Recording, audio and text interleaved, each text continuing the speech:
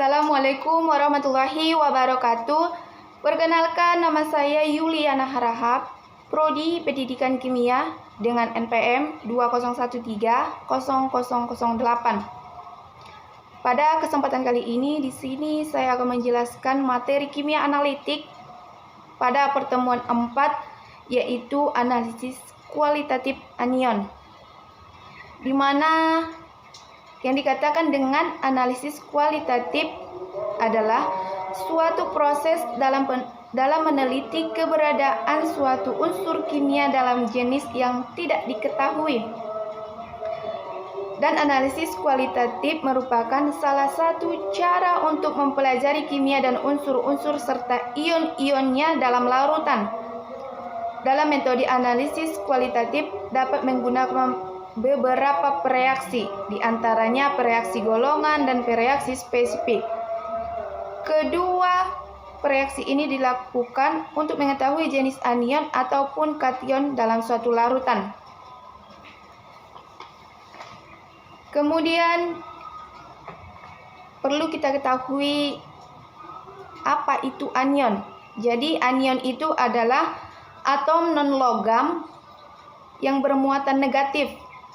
Analisis anion diawali dengan uji pendahuluan untuk memperoleh gambaran ada tidaknya anion tertentu atau kelompok anion yang memiliki sifat-sifat yang sama.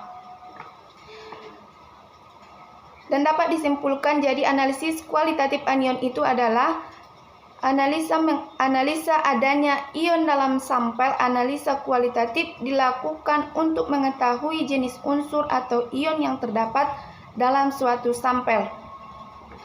Di sini ada macam-macam kelompok anion. Yang pertama dia anion sederhana seperti O2-, F- atau Cn-.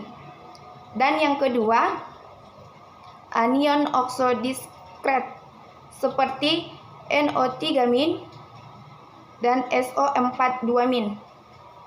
Yang ketiga, anion polimer okso seperti silikat, borat, atau fosfat yang terkondensasi.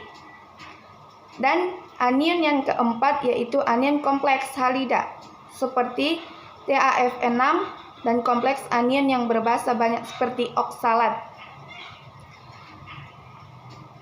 Selain daripada macam-macam kelompok anion, di sini ada juga jenis analisisnya. Jenis analisisnya ada 3, yaitu analisis makro, yang kedua analisis semi mikro, yang ketiga dia analisis makro.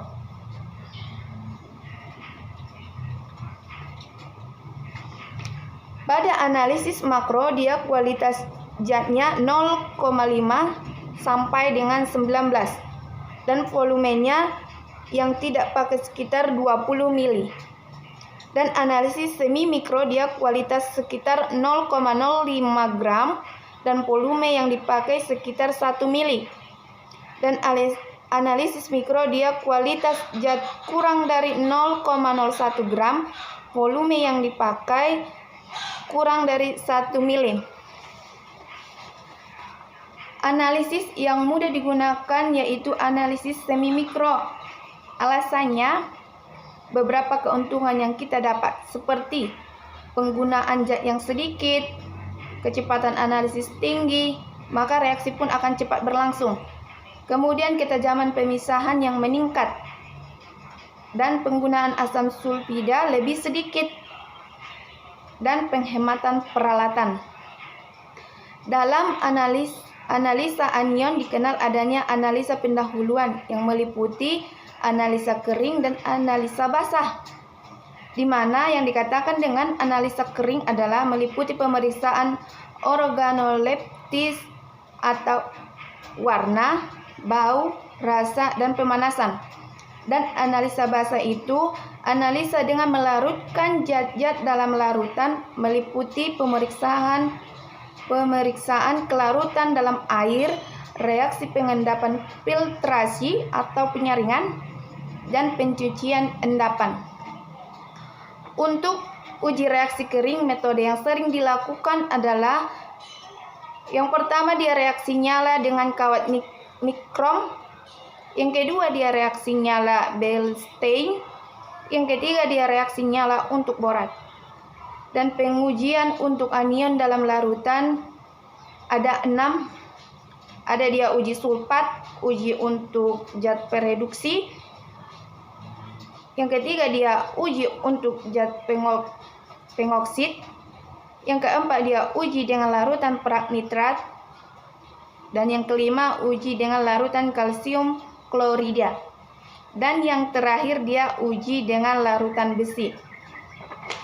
Cukup sekian penjelasan saya. Assalamualaikum warahmatullahi wabarakatuh.